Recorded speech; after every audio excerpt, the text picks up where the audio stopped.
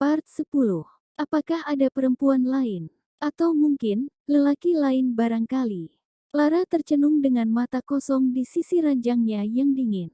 Ia merasa sama sekali belum mengenal siapa Juan. Ia kira pertemuan singkat dan sedikit rekomendasi dari Mama dan Bude Nyai bisa menjamin bahwa pernikahannya ini baik-baik saja. Tapi, apakah demikian adanya? Jika Juan memiliki perempuan lain, kenapa lelaki itu mau menikahi dirinya? Atau jika ia mungkin memiliki lelaki lain?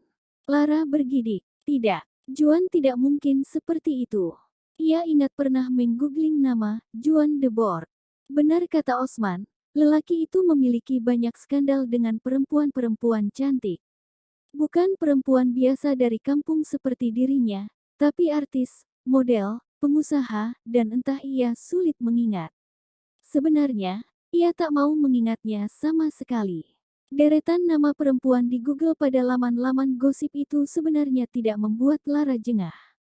Itu mungkin masa lalu suaminya, ia tak keberatan.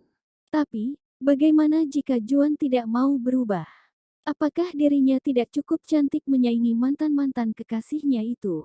Lara berdiri di hadapan cermin kuno berukir yang tergantung rendah di sisi lemari. Ia melihat bayangan dirinya, setengah geli dan malu. Jika mungkin tadi ia masih melihat semu merah di pipi karena menahan rasa malu saat hendak menggoda suaminya, kini pipinya memucat. Ia seperti baru melihat hantu. Lara memutar tubuhnya. Apakah ada yang salah dengan bentuk tubuhnya ini? Menurut Gendis dan Woro, ia memiliki tubuh paling proporsional di antara putri-putri The Wish yang lain. Walau warna kulitnya paling gelap, menurut tetangganya yang terkadang bermulut tajam, wajahnya tidak terlalu komersil dibanding saudari-saudarinya. Ia hanya tertawa. Lara sama sekali tidak hendak mengkomersilkan wajah atau tubuhnya. Tiba-tiba Lara merindukan keluarganya. Lara melipat lingeri pembawa bencana itu ke dalam koper mungilnya. 4 lingeri licin berwarna gelap itu sudah rapi tak mengintip apapun dari dalam. Di sana pasti gelap dan pekat. Gadis itu membatin. Ia melongok melihat jam weker di atas nakas. Sudah pukul 1 malam, tapi ia tak kunjung bisa memejamkan mata. Ia sudah mengenakan piyama flanel yang hangat dan nyaman. Membersihkan rambutnya dari jepit-jepit kecil bermotif mutiara, dan mencuci bersih tangannya menyingkirkan harum parfum berwangi vanili. Apakah ada yang salah jika ia memulai? Ia dan Juan sudah menikah setidaknya 7 hari. Selama itu, mereka sibuk dengan beragam hal hingga melupakan malam pertama. Bukankah itu malam yang penting? Menurut apa yang dibaca dan dipelajarinya bersama Ustazah Alia, tak mengapa jika perempuan yang mengambil inisiatif, itu juga bagian dari pelayanan pada suami. Sebuah servis excellent untuk memperdalam cinta pada pasangan. Begitulah Lara mengingatnya. Jadi, selama perjalanan ke resor ini, dan sepanjang siang tadi ia sudah merencanakan malam ini. Ia bahkan makan sedikit sekali sehingga pinggangnya bisa terlihat lebih rata. Yah, ia memang tak bermasalah dengan berat badan, tapi menjaga agar tubuhnya tampak prima pada malam pertama sepertinya juga bagian dari ibadah.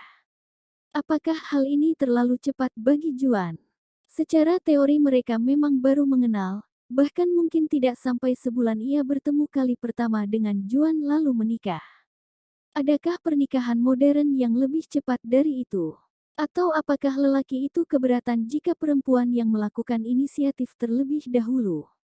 Lara menggeleng kuat. Sepertinya tidak. Juan dibesarkan dari keluarga berdarah asing yang tentu jauh lebih bebas menerjemahkan relasi laki-laki dan perempuan. Lara mengembuskan napas dengan berat. Ia masih ingat bagaimana pandangan mata Juan yang begitu mengintimidasi dan memandang remeh dirinya. Lelaki itu bahkan dengan jelas menyebut tidak akan ada hal-hal semacam itu di Taman Asoka. Lara tersenyum pahit. Matanya masih sulit terpejam. Ia bangkit mengambil mushaf dari nakas di samping tempat tidurnya. Ini kebiasaannya, ia mungkin akan menghabiskan malam panjang ini dengan tilawah. Rasanya, sudah lama sekali ia tak menyentuh mushaf kesayangannya itu. Lara menyalakan lampu kamar. Sinar temaram dari samping tempat tidur ia ganti dengan cahaya menyilaukan dari lampu yang tergantung di atas ranjang. Gadis itu bergegas mengambil air wudhu, membuka mushaf dan memulai malamnya yang terasa sangat panjang. Sudah nyaris pukul 3 pagi, tapi Juan belum juga mampu memejamkan mata. Semalaman tadi, ia tak bisa tidur dan harus mendengar suara merdu Lara yang mengaji samar hingga pukul 2. Lalu sepi, mungkin gadis itu tertidur kelelahan. Sementara dirinya harus mati-matian melawan insomnia yang kembali menyerang. Juan sebenarnya tak percaya apa yang dilakukannya tadi malam. Bagaimana mungkin ia menolak gadis seseksi Lara? Juan begitu mengingat pandangan mata Lara yang menyimpan rasa sakit hati. Diam-diam ia menyukai pancaran rasa sakit dari mata kelam gadis itu. Apakah salah jika ia sebenarnya menikmati perjuangan Lara untuk mendapatkan perhatian darinya? Juan tersenyum samar. Tidak, ia malah curiga apa yang dilakukan Lara hanya semata-mata menjalankan ragam aturan dan doktrin dari Nugraha Wetan. Lagi pula, ia belum mencintai gadis itu, bagaimana mungkin ia bisa menyentuhnya tanpa rasa cinta? Juan mengingat bagaimana Lara kemudian menjelma menjadi perempuan yang begitu menarik pasca mereka menikah. Apa yang sebenarnya terjadi? Ia bahkan tak ingin daya tarik Lara menyedot seluruh perhatiannya. Ia lelaki, ia pula yang harusnya memegang kendali. Jika ia seperti menyiksa gadis itu, sebenarnya tidak begitu. Ia cukup tahu diri omong-omong. Memang terkadang, ia mengeluarkan kalimat-kalimat pedas, tapi bukankah Juan de Borg selalu begitu? Lara tahu pasti hal itu, karena mereka pernah bertemu di Wisma de Borg. Ia ingat sekali bagaimana bibir Lara yang mungil tapi berkesan penuh itu tersenyum, berusaha mengumpulkan keberanian dari dirinya yang mungkin tampak terlalu superior di depannya.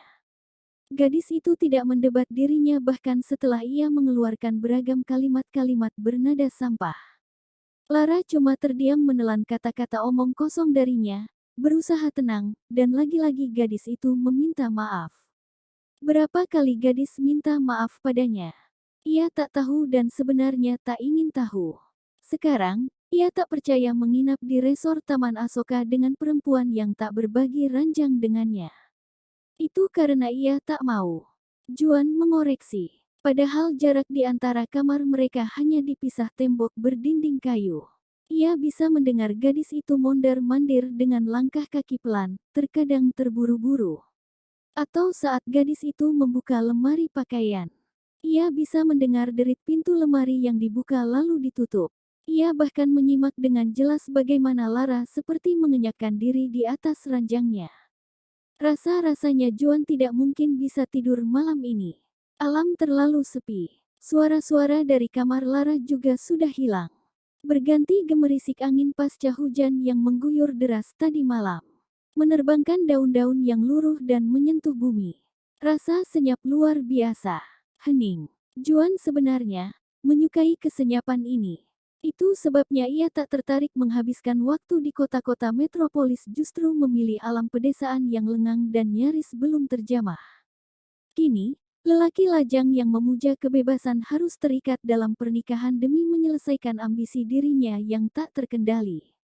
Juan mengepalkan tangannya kuat-kuat. Apakah karena alasan itu ia marah dan tak bisa menerima kehadiran Lara? Ia tak tahu. Yang ia tahu ia sama sekali tak menginginkan pernikahan ini. Namun, kenapa setelah menolak Lara tadi malam, ia justru tak bahagia? Ia seperti marah pada dirinya dan tampak gelisah sepanjang malam. Insomnia kembali menyerang, dan ia malah menunggu suara-suara dari kamar gadis itu. Ya, Tuhan. Juan berdiri, melangkah keluar kamar. Perutnya, rasanya kembali lapar. Mungkin ia bisa menemukan makanan ringan atau buah di dalam kulkas. Ia membuka pintu kamarnya dengan sangat hati-hati. Ia tak ingin membangunkan Lara. Ia cukup tahu diri walau terkadang bersikap kurang ajar pada gadis itu. Saat ia melangkah melewati kamar Lara, ia melihat sekilas pintu tak ditutup dengan rapat. Juan bertanya dalam hati, kenapa Lara begitu ceroboh tak menutup pintu setelah penolakannya kemarin? Apa gadis itu tak sakit hati? Juan cepat-cepat meraih gagang pintu kamar Lara, saat ia mendengar suara napas Lara yang tertidur setengah berbaring dengan Al-Quran kecil di pangkuannya. Gadis itu tampak tidur dengan damai. Rambutnya yang bergelombang panjang jatuh di sisi bantal dengan indah. Ia sudah mengganti lingerie hitamnya dengan piyama bermotif boneka. Ya, Tuhan, kenapa gadis ini cantik sekali? Kepala Juan rasanya berdenyut lebih sakit ketimbang saat insomnianya menyerang. Kenapa gadis ini tidak bertampang biasa-biasa saja? Tentu lebih mudah baginya untuk melewati semua hal konyol pernikahan ini. Apa mungkin ini cara Tuhan mengejek dan mempermalukan dirinya karena telah durhaka pada orang tuanya? Ia ingat bagaimana Binar bahagia di mata mama dan papanya, sesaat setelah ia mengucapkan ijab kabul di masjid. Apakah ia berdosa tak menuruti kehendak papanya saat mengatakan agar ia bersikap dan berperilaku baik pada gadis itu? Ah, masa bodoh dengan semua. Ia merasa cukup berperilaku baik terhadap Lara di hadapan dua keluarga besar. Tapi, di sini ia bebas melakukan apapun pada gadis itu. Juan hanya berdiri di sisi ranjang. Ia ingin menyentuh rambut indah Lara yang biasanya selalu tertutup hijab. Perlahan, ada rasa bangga menyadari bahwa ia satu-satunya lelaki yang bisa menikmati kecantikan ini. Ia sudah lama tak sedekat ini dengan perempuan manapun, itu karena tidak ada yang membuat hatinya berdetak lemah. Juan membungkuk, ia mengambil selimut di tepi ranjang. Selimut tebal ini tentu bisa membuat gadis ini tertidur lelap. Lelaki itu tersenyum samar, menyelimuti tubuh Lara, meletakkan Al-Quran kecil di atas nakas, mematikan lampu kamar, dan menggantinya dengan cahaya temaram dari lampu tidur. Sesaat ia ingin lebih lama berada di kamar Lara. Tapi, gadis itu tampak bergerak ke samping. Sedikit mengigau, terburu-buru Juan meraih daun pintu. Lalu menutupnya dengan rapat dari luar. Rasa sakit menyerang kepala Juan sesaat ia duduk sembari memejamkan mata. Ia bangkit dan sedikit terseok-seok ke kamar mandi. Saat hendak memasuki kamar mandi, ia melihat handuk bersih di tepi ranjang. Lara pasti yang meletakkannya di situ. Tiba-tiba matanya terbelalak dengan lipatan sajadah dan sarung tak jauh dari nakas. Jam berapa ini? Mata Juan menyipit memandang jendela. Ia mencari-cari jam weker di atas nakas. Jam 5:30 pagi. Ya, Tuhan. Ia meloncat dan segera masuk ke kamar mandi dan membersihkan diri. Matanya melebar mencium aroma vanili.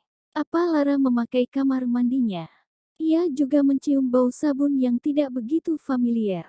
Juan membuka tirai kamar mandi, mungkin bisa mendapati Lara ada di dalamnya. Pikiran konyol dari mana? Juan mengutuk dirinya kemudian mulai membersihkan badan. Juan keluar dari kamar mandi, mendapati suasana lengang yang asing. Kemana Lara? Ia bergegas menuju dapur, di meja makan sudah terhidang 2 potong roti sandwich berisi daging panggang dan segelas susu. Juan melangkahkan kaki ke kamar Lara. Ia membuka pintu lebar-lebar. Ia melongok ke dalam. Ranjang, lemari, dan pintu kamar mandi tertutup rapi. Apa gadis itu sedang mandi? Ragu-ragu Juan mengetuk pintu kamar mandi. Beberapa ketukan tidak ada jawaban. Dengan tidak sabar ia membuka pintu kamar mandi dan mendapatinya kosong. Tidak ada tanda-tanda Lara berada di kamar mandi sedari tadi. Sembari keluar dari kamar Lara, Juan menggosok rambutnya yang basah dengan handuk. Ia hanya mengenakan bathrobe. Perutnya yang kosong menari-nari minta diisi. Tapi, ia lebih memilih menghabiskan waktu dengan melakukan peregangan ringan dan sedikit latihan cardio. Setelah puas berkeringat, Juan melangkah ke meja makan. Ia tercenung dan mendapati meja ini terasa sepi tanpa kehadiran Lara. Di mana gadis itu? Ia mengunyah sarapan paginya dengan sedikit kesal. Mendapati rumah terasa kosong melompong tanpa kehadiran Lara. Tapi, ia yakin Lara baru saja berada di ruang makan. Ia masih mencium bau parfum vanili dengan aksen mawar. Apa yang terjadi dengan gadis itu? Apa dia pulang ke Nugraha Wetan? Juan menyingkirkan pikiran konyol tersebut. Perempuan seperti Lara sepertinya tidak mungkin pergi tanpa pamit. Juan kembali berjalan ke dapur, membuka jendela dan memutar pandangan. Mencari-cari sosok Lara. Berusaha menguatkan diri, bahwa ini hal yang biasa terjadi. Jika ia mengkhawatirkan gadis itu, bukan berarti ia mulai memberi perhatian tapi lebih karena takut terjadi apa-apa padanya. Juan meletakkan piring dan mulai meneguk air putih. Ia lebih suka jus jeruk di pagi hari ketimbang segelas susu. Ia melihat kotak bekal makanan di sisi meja. Lara pasti membuatkannya makan siang.